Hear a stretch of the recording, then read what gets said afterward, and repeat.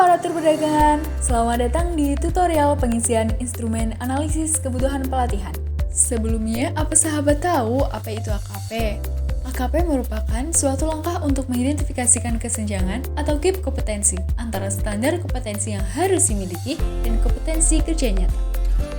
Ada 3 pihak yang terkait dalam pengisian instrumen AKP ini. Yang pertama adalah pejabat fungsional yang dinilai. Yang kedua, atasan langsung dari pejabat yang dinilai, serta yang ketiga, rekan sejawat atau rekan kerja pejabat fungsional yang dinilai. Untuk atasan dan rekan sejawat dari pejabat fungsional yang dinilai, cukup mengisi form pada link Google Form yang akan dibagikan oleh tim AKP. Berikut panduan pengisiannya. Setelah sahabat membuka link G-Form yang telah dibagikan, akan muncul tampilan sebagai berikut.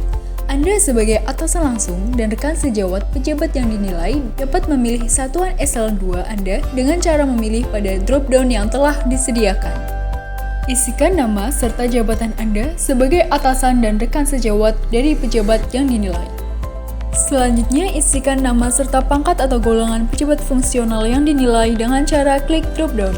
Untuk mengukur kompetensi dasar dari pejabat fungsional yang dinilai, Anda dapat mengisikan skala 1-3. Skala 1 artinya tidak setuju, 2 setuju, dan 3 artinya sangat setuju.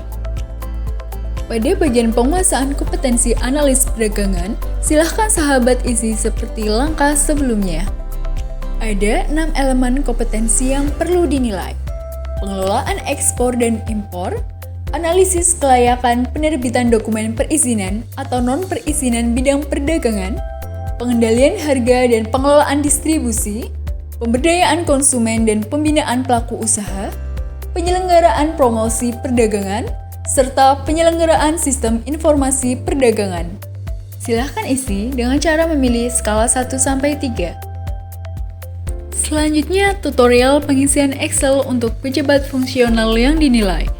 Untuk file Excel akan diberikan oleh tim AKP kepada masing-masing pejabat fungsional.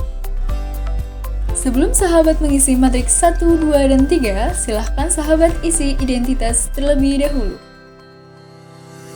Matriks 1 berisikan pernyataan kompetensi yang akan menghasilkan output skor kompetensi yang menyatakan ada tidaknya diskrepansi kompetensi pada masing-masing indikator. Berikut contoh pengisian matriks 1.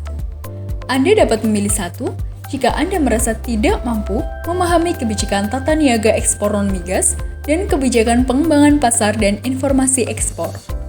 Jika Anda cukup mampu melakukan penghitungan alokasi ekspor dalam rangka penerbitan persetujuan ekspor dan perhitungan alokasi impor dalam rangka penetapan alokasi impor produk tertentu, maka Anda dapat memilih 2. Dan Anda dapat memilih 3 jika Anda mampu melaksanakan komunikasi secara efektif dalam rangka pemberian konsultasi terkait kebijakan ekspor-impor.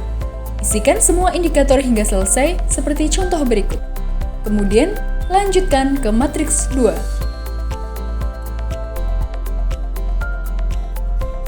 Matriks 2 merupakan kelanjutan dari matriks 1, di mana terdapat 3 unsur penyebab terjadinya gap kompetensi. Pertama, terkait penunjang kegiatan. Kedua, terkait penguasaan materi. Dan ketiga, terkait informasi.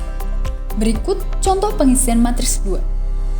Pilih strip jika Anda memiliki gap kompetensi tetapi Anda sudah mendapatkan penugasan yang terkait dengan kebijakan tata niaga. Sedangkan pilih centang jika Anda memiliki gap kompetensi karena Anda tidak mendapatkan penugasan yang terkait dengan kebijakan tata niaga. Untuk unsur selanjutnya, pilih strip jika Anda memiliki gap kompetensi tetapi Anda mampu menguasai materi terkait kebijakan tata niaga. Dan Anda dapat memilih centang ketika Anda memiliki gap kompetensi karena Anda tidak menguasai materi terkait kebijakan tata niaga. Untuk kolom alasan tidak menguasai materi dapat diisi sebagai contoh berikut. Untuk unsur informasi, maka dapat memilih strip jika Anda merasa update dengan keilmuan kebijakan tata niaga. Dan pilih centang jika terdapat gap kompetensi tetapi Anda tidak update terkait keilmuan tentang kebijakan tata niaga. Karena matriks 2 merupakan kelanjutan dari respon matriks 1, sehingga isikan skala nilai pada indikator yang ada saja. Untuk indikator yang kosong, tidak perlu diisi. Setelah selesai, lanjut ke matrik 3. Matriks 3 berfungsi untuk menganalisis prioritas gap kompetensi. Pada matrik 3 ini, terdapat beberapa indikator. Pertama, indikator waktu. Untuk menilai gap kompetensi yang ada akan memengaruhi penyelesaian pekerjaan, sehingga pekerjaan akan lebih lama. Kedua, indikator tingkat kesulitan.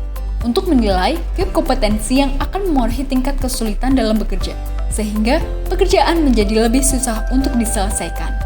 Ketiga, indikator kualitas kerja. Untuk menilai pengaruh gap kompetensi akan memengaruhi kualitas kerja. Keempat, indikator pengaruh. Untuk menilai jika gap kompetensi yang ada akan memengaruhi kualitas pelayanan. Semakin kecil skala nilai, maka semakin besar gap kompetensi. Isikan kolom kuning untuk semua indikator dengan memilih skala nilai yang telah disediakan. Pernyataan indikator kompetensi pada matrik 3 merupakan kelanjutan dari respon matrik 1 dan 2. Sehingga, isikan skala nilai pada indikator yang ada saja. Untuk indikator yang kosong, tidak perlu diisi. Isikan sampai akhir.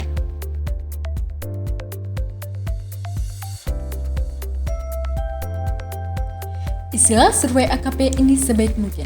Jawaban jujur Anda akan meningkatkan jenis pelatihan yang tepat guna peningkatan kompetensi dalam rangka mewujudkan SDM fungsional perdagangan yang unggul. Kemudian, serahkan file Excel yang sudah diisi ke tim AKP. Sekian, terima kasih.